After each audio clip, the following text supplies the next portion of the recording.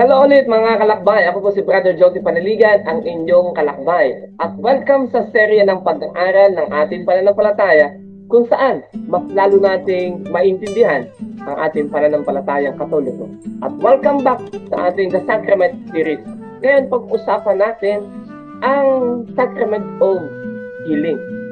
Siyempre, focus muna tayo ngayon sa confession. At ngayon pag-usapan natin yung 5 hakbang para sa mabuting kumpisan. Pero bago muna yan, dito muna tayo.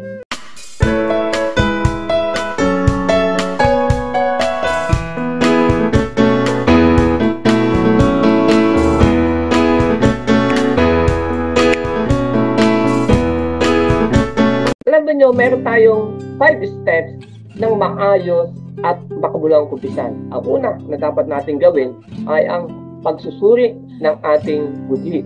Pangalawa, ang pagsisisi. Pangatlo, ang pag-amin sa ating mga kasalanan. Pang-apat, ang pagsunod sa parusa. At ang panlima ay ang pasalamat sa Diyos.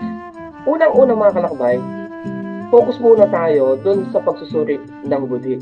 Para maging totoo ito, kailangan natin ng kababaang loob. Minsan, kailangan natin ng tapang. Mahirap nating aminin yung ating mga kasalanan. Pero kung we have enough courage para aminin ito, mas mabuti. Aminin natin na kapag tayo ay tumitingin sa ating Panginoon, even to the image of Jesus Christ, maraming kinakailangang ayusin sa ating pagkatao, di ba? Pero huwag kang matakot. Sabi niya, huwag kang matakot. Kapag tayo ay nakapagkumbisal ng maayos, sobrang gaan po ng ating pakiramdam. Ibang klase mga kapatid, kapag tayo ay nasa state of grace, alaban niyo yung authority ng simbahan na ibigay sa atin ng maayos. If we are in the state of grace, mas maganda mga kapatid, pumunta sa isang tahimik na lugar. At ang pinaka-the best ay ang simbahan. O kaya sa Blessed Sacrament. At doon, madami naman tayong pamantayan. O pwede natin gamitin para magnilay tayo sa ating mga kasalanan. Una, yung 10 utos. Pangalawa, ang Beatitude. Meron diyang corporal and spiritual words of mercy. At ang turo mismo ng ating Panginoon ang tungkol sa pag-ibig. Nakakabay, kahit malamang doon sa first commandment, yung ibigin natin ang Diyos na higit na lahat.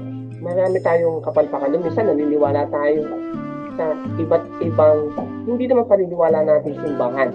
No? Katulad ng mga pamahiin, etc.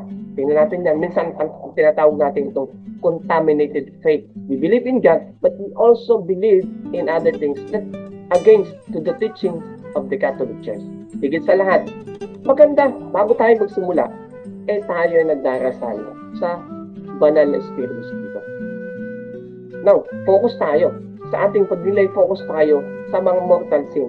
Kasi yung mortal sin ang nagpapahirap sa ating kalooban. Kinakailangan natin itong maikumpisa. Kinakailangan natin itong maalala.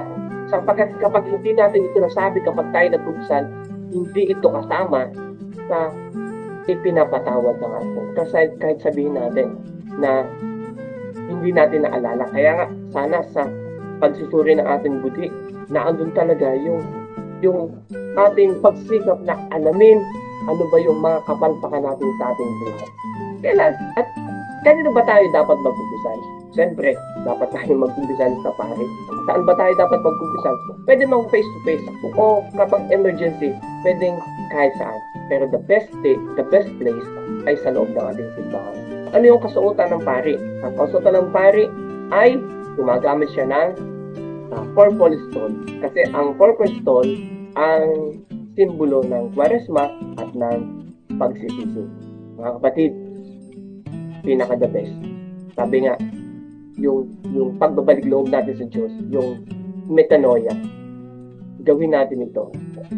Sa pamamagitan nito, tayo ay makakaranas ng state of grace. Kaya nga mga kalakbay, tumutok tayo sa ating pag-aaral ng ating pananampalataya. Sabi nga, kapag ito yung natutunan, may isa sa buhay mo ito. Kapag naisa buhay mo ito, mamahalin mo ito. At kapag binahal mo ito, mga kalakbay, kailanman, hindi mo ito iiwan. Ito po inyong kalakbay, Sergio.